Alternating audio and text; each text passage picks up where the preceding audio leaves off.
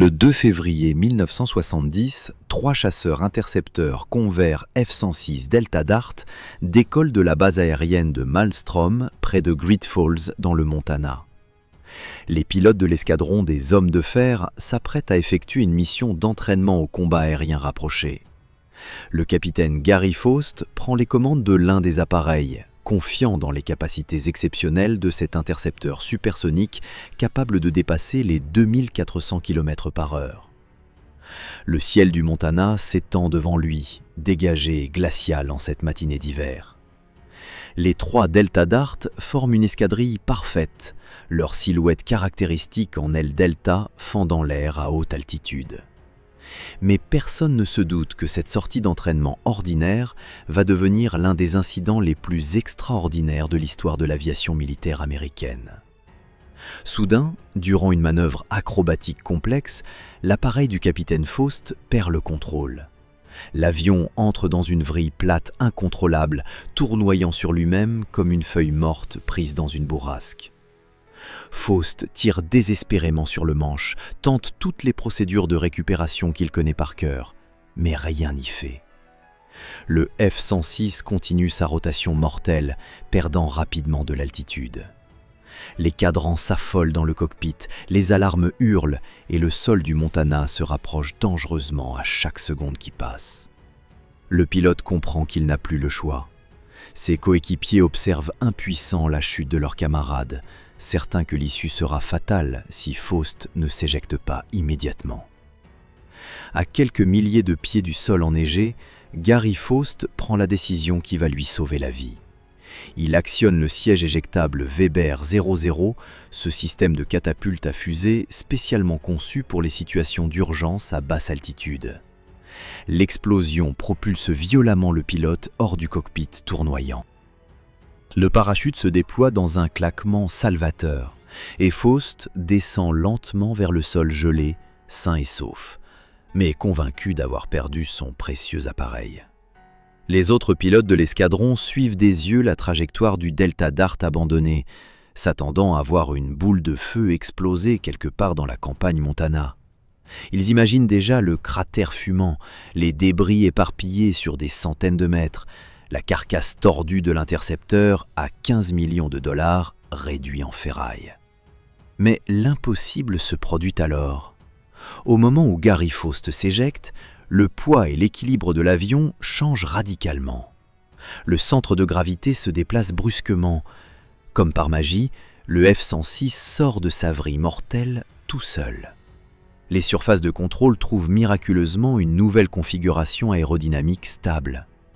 L'appareil sans pilote redresse son nez, stabilise son assiette et reprend un vol horizontal parfaitement contrôlé. Les moteurs continuent de ronronner régulièrement, propulsant le chasseur fantôme à travers le ciel vide du Montana. Le Delta Dart vole désormais en parfaite autonomie, guidé par les seules lois de la physique et de l'aérodynamique. Personne aux commandes, personne pour le diriger, et pourtant, il plane avec une grâce étonnante. Les pilotes restants scrutent l'horizon, cherchant la colonne de fumée qui devrait marquer le point d'impact. Les minutes passent. Aucune explosion, aucun panache noir dans le ciel cristallin. Le mystère s'épaissit. Pendant ce temps, le F-106 poursuit sa route solitaire au-dessus des plaines enneigées, perdant graduellement de l'altitude dans une descente douce et mesurée. Ses réservoirs de carburant se vident lentement, réduisant sa vitesse de façon progressive. L'avion cherche instinctivement un endroit pour se poser, comme s'il était doté d'une conscience propre. Près de la petite ville de Big Sandy, un fermier travaillant dans son exploitation aperçoit quelque chose d'inhabituel. Un avion militaire approche à basse altitude, en configuration d'atterrissage, mais quelque chose cloche terriblement. Aucun train d'atterrissage n'est sorti. Le chasseur glisse silencieusement vers un champ de maïs recouvert de neige fraîche. Dans un moment de pure grâce mécanique, le Delta Dart touche le sol sur son ventre. La neige amortit considérablement l'impact. L'appareil glisse sur plusieurs dizaines de mètres, creusant un sillon dans la couche blanche avant de s'immobiliser complètement intact au milieu du champ désert. Les moteurs tournent toujours au ralenti, émettant leur sifflement caractéristique dans le silence glacé de la campagne. Le shérif local reçoit un appel téléphonique absolument surréaliste. Un fermier paniqué lui explique qu'un avion de chasse militaire se trouve au milieu de son champ de maïs, moteur encore en marche, mais sans aucun pilote à bord. Le shérif se rend sur place, incrédule, et découvre effectivement le F-106 Delta Dart posé là comme si de rien n'était. Le sifflement des réacteurs emplit l'air froid. Après avoir contacté la base de Malmstrom, il reçoit une instruction pour le moins inhabituelle. Laisser tourner les moteurs jusqu'à épuisement total du carburant pour éviter tout risque d'explosion. Pendant des heures, l'intercepteur supersonique ronronne tranquillement dans ce champ perdu du Montana, attirant rapidement les curieux et les journalistes. Cette histoire incroyable fait rapidement le tour du pays, transformant cet appareil en célébrité sous le surnom de Cornfield Bomber. Mais comment un tel prodige technologique a-t-il pu voir le jour ? L'histoire du Delta Dart commence bien avant cet incident spectaculaire, en 1949 exactement, lorsque l'armée de l'air américaine lance le projet WS-201A.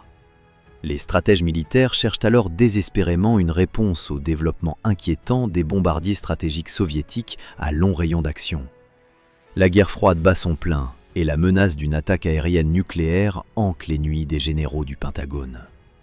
Le cahier des charges exige un chasseur-intercepteur capable de voler par tous les temps, d'emporter des missiles air-air à guidage automatique et surtout d'atteindre des vitesses supersoniques pour rattraper n'importe quel bombardier ennemi avant qu'il n'atteigne le territoire américain.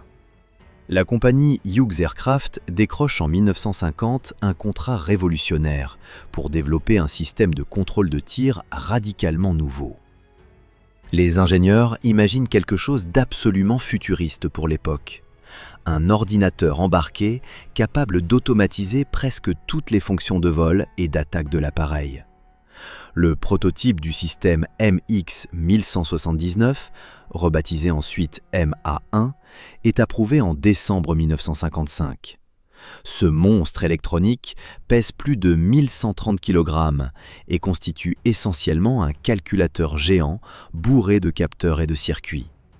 Les journaux de l'époque vendent fièrement sa compacité, affirmant qu'il pourrait tenir dans un meuble de télévision de 53 cm. Mais la réalité s'avère bien différente. L'avion tout entier devra être conçu autour de cette masse imposante de technologie. Le contrat pour la cellule de l'appareil lance une compétition acharnée entre trois géants de l'industrie aéronautique, Lockheed, Republic et Convair. Les ingénieurs de Convair remportent la mise grâce à leur expertise unique des ailes Delta. Cette configuration particulière trouve ses racines dans les recherches menées pendant la Seconde Guerre mondiale par l'ingénieur allemand Alexander Lippisch. Convair avait déjà expérimenté ce concept avec le XF-92A, un appareil expérimental aux formes étranges qui servira de base à toute une lignée d'avions révolutionnaires, le F-102 Delta Dagger, le B-58 Hustler et même l'extraordinaire hydravion F-2Y Sea Dart. Les responsables de Convair restent absolument convaincus que l'aile Delta représente la solution idéale aux problèmes complexes du vol supersonique. Initialement désigné F-102B, le nouvel intercepteur commence sa vie comme une simple amélioration du Delta Dagger. Mais ce dernier accumule les déboires durant son développement. Censé voler en supersonique dès sa conception, le F-102 se révèle décevant et doit subir des modifications si profondes qu'en juin 1956, la version redessinée émerge enfin avec un nom totalement nouveau, le F-106 Delta Dart. L'armée de l'air le surnomme pompeusement l'intercepteur ultime, mais ce titre ronflant cache une réalité bien plus sombre. Le programme accumule retard sur retard. Les généraux voulaient leur chasseur opérationnel dès 1955, mais fin 1952, il devient évident que ni le moteur ni le système de contrôle de tir ne seront prêts à temps. Un problème particulièrement dramatique émerge rapidement, les sièges éjectables. La première version, montée sur les F-106 initiaux, appelée Weber Interim, constitue une simple variation du siège utilisé sur le F-102. Ce dispositif utilise une charge explosive pour catapulter le pilote hors de l'appareil, mais il se révèle catastrophiquement inadapté aux éjections à vitesse supersonique. Le comité de système d'éjection Convair Industries Clos remplace d'urgence le siège Weber Interim par un modèle spécialement conçu pour les éjections supersoniques. Les ingénieurs comprennent que le Delta Dart atteindra Mach 2 et que les pilotes auront besoin d'un équipement à la hauteur de ces performances extrêmes. Malheureusement, le nouveau siège se révèle d'une complexité terrifiante. La procédure d'éjection comporte tellement d'étapes que plusieurs pilotes échouent à s'extraire de leur appareil en perdition. Certaines tentatives d'éjection ratées se soldent par des tragédies absolues, des hommes perdant la vie simplement parce que leur siège censé les sauver refuse de fonctionner correctement.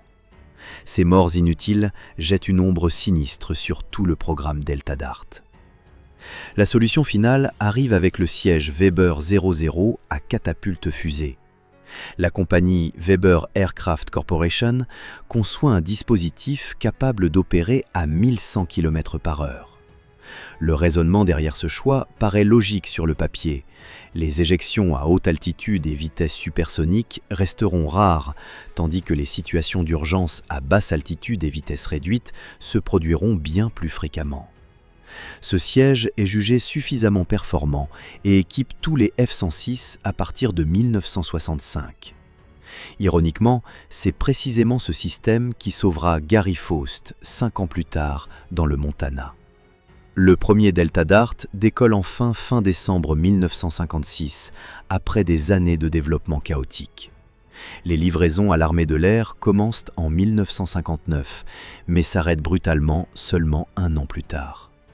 Entre-temps, le major Joseph Rogers établit un record mondial de vitesse à bord d'un Delta Dart en décembre 1959. 2454 km/h à 12 336 mètres d'altitude. La même année, Charles Myers pousse un F-106 encore plus loin, atteignant 2484 km/h. Ces chiffres impressionnants masquent mal les problèmes majeurs révélés par les essais initiaux. Les moteurs dysfonctionnent régulièrement, l'avionique se montre capricieuse et peu fiable. Les performances réelles déçoivent les attentes démesurées des généraux. Le programme Delta Dart frôle l'annulation pure et simple. Plutôt que d'abandonner complètement ce gouffre financier, l'armée de l'air décide de réduire drastiquement les commandes. La demande initiale portait sur 1000 appareils pour équiper des dizaines d'escadrons à travers tout le pays. Ce nombre s'effondre à seulement 277 F-106A plus 63 versions biplace F-106B pour la formation. De quoi armer 14 escadrons et une unité d'entraînement. Cette coupe sévère reflète également l'évolution de la menace soviétique. Les stratèges réalisent que Moscou mise désormais davantage sur les missiles balistiques que sur les bombardiers stratégiques, rendant potentiellement obsolète tout le concept d'intercepteur avant même sa pleine entrée en service. Propulsé par le puissant réacteur Pratt & Whitney J75-17, le Delta Dart mesure 21,54 m de longueur pour une envergure de 11,6 m. Fidèle à sa vocation d'intercepteur pur, l'appareil ne possède initialement aucun canon ni aucune capacité d'emport de bombes.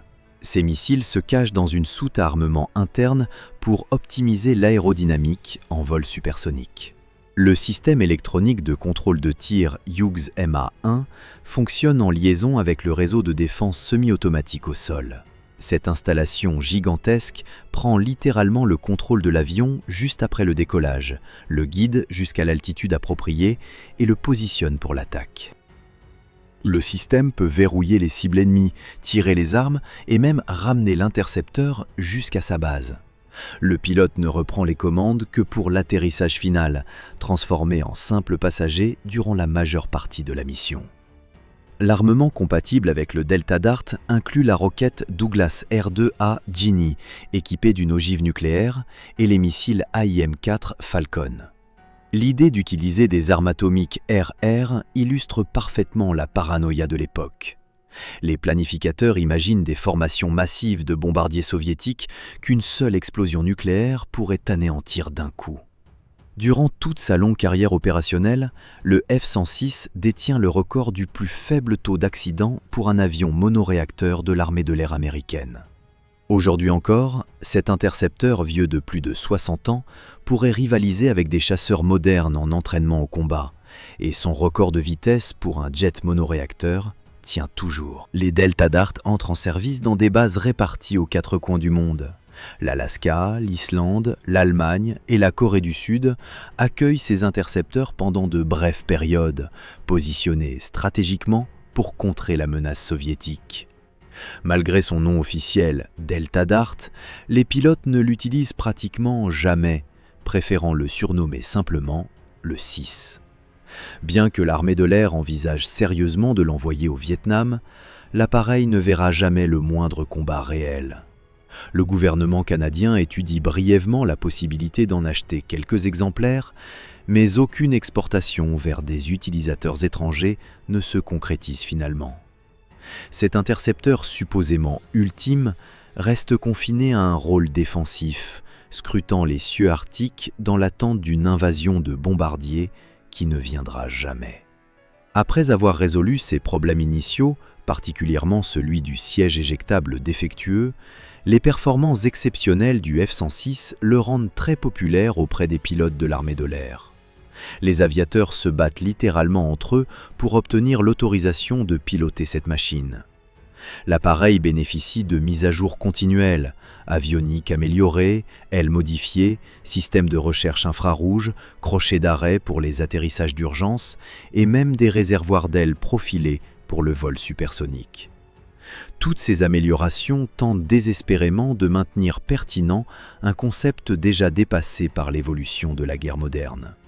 Les premiers tests de combat aérien rapprochés suggèrent que le Delta Dart constitue un adversaire équitable face au F-4 Phantom II dans un combat tournoyant. Le 6 possède de meilleures performances en virage à haute altitude et une manœuvrabilité supérieure. Cependant, le Phantom II dispose d'un radar bien plus performant, opéré par un membre d'équipage supplémentaire et peut transporter jusqu'à 4 missiles à guidage radar AI-M7 Sparrow, plus 4 missiles à guidage infrarouge AI-M9 Sidewinder. Les missiles AI-M4 Falcon du F-106 se révèlent nettement désavantagés en comparaison.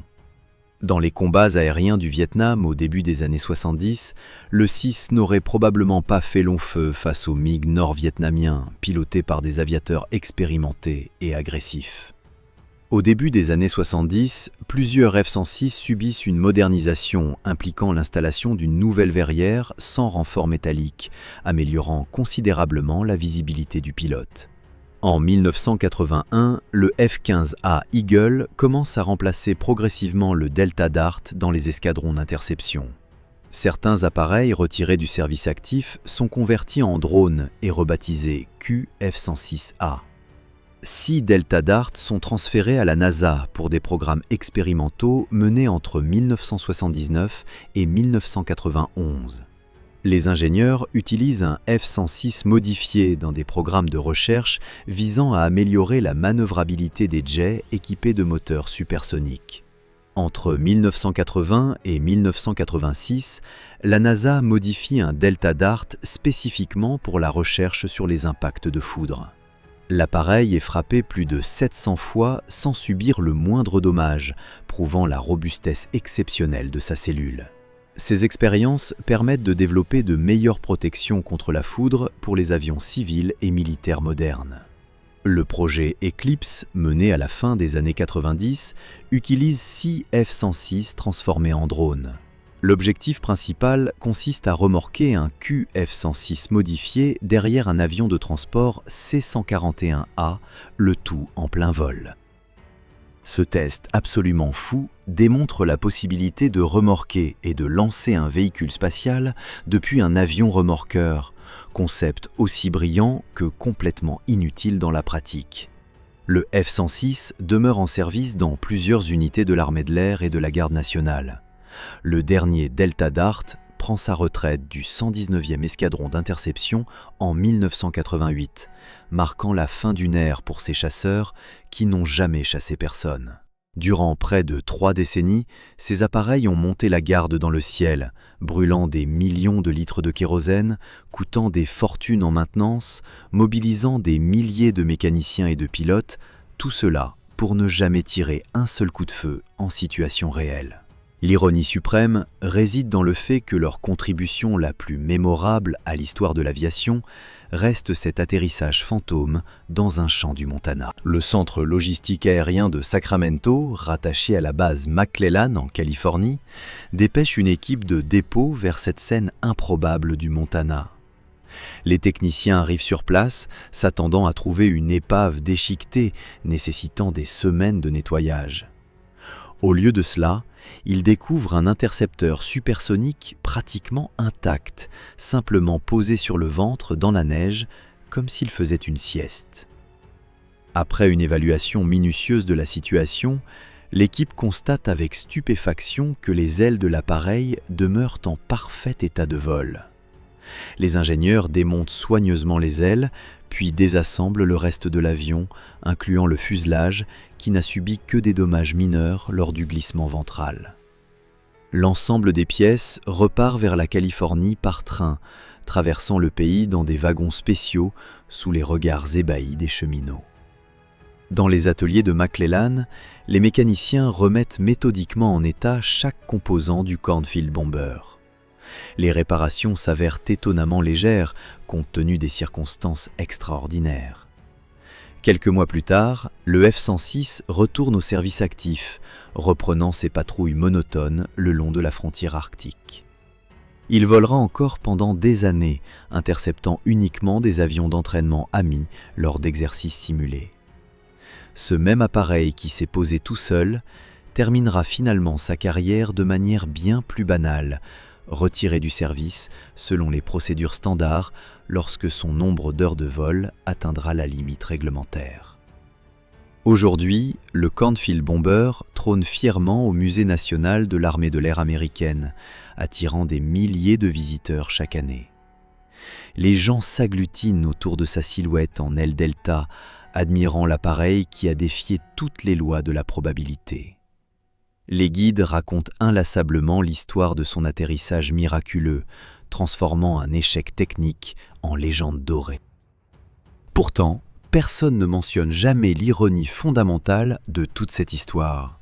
Cet intercepteur ultime, censé protéger l'Amérique contre des hordes de bombardiers soviétiques, n'a jamais intercepté le moindre ennemi réel durant toute son existence. Le F-106 Delta Dart symbolise parfaitement la folie de la course aux armements pendant la guerre froide. Des milliards de dollars investis dans une machine conçue pour un scénario qui ne s'est jamais matérialisé.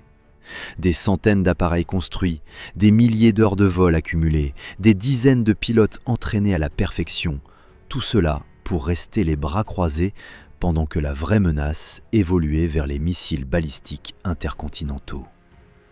Les bombardiers stratégiques soviétiques que le Delta Dart devait arrêter ont vieilli tranquillement dans leur hangar, aussi inutiles que leurs adversaires américains. Les ingénieurs avaient créé un chef-d'œuvre technologique capable de voler à plus de 2 fois la vitesse du son, équipé d'un système électronique révolutionnaire, armé de roquettes nucléaires dévastatrices. Tout cela pour que sa plus grande prouesse reste un atterrissage accidentel dans un champ de maïs enneigé. Le capitaine Gary Faust a survécu grâce à son siège éjectable, le 3e modèle après 2 versions défectueuses ayant coûté des vies humaines. Son avion a survécu grâce à un coup de chance aérodynamique que personne ne peut vraiment expliquer scientifiquement. Cette histoire extraordinaire ne raconte pas le triomphe de l'ingénierie américaine, mais plutôt l'absurdité totale d'une époque obsédée par des menaces imaginaires. Le dernier Delta Dart opérationnel s'est envolé pour la dernière fois en 1988, refermant définitivement le chapitre des intercepteurs dédiés dans l'armée de l'air américaine. Ces machines magnifiques et terriblement coûteuses ont patrouillé les cieux pendant 3 décennies sans jamais servir à leur fonction première. Elle représente des millions d'heures de travail d'ingénieurs brillants, des fortunes colossales dépensées en recherche et développement, des carrières entières de pilotes dévoués. Tout cela investi dans une mission qui s'est révélée complètement obsolète avant même que le premier appareil ne soit livré. Si cette histoire du chasseur qui volait sans pilote et atterrissait seul dans la neige vous a fasciné, n'hésitez pas à laisser un like, à partager vos réflexions en commentaire et à vous abonner pour découvrir d'autres récits extraordinaires de l'aviation militaire. L'histoire regorge de machines incroyables et d'événements improbables qui méritent d'être racontés.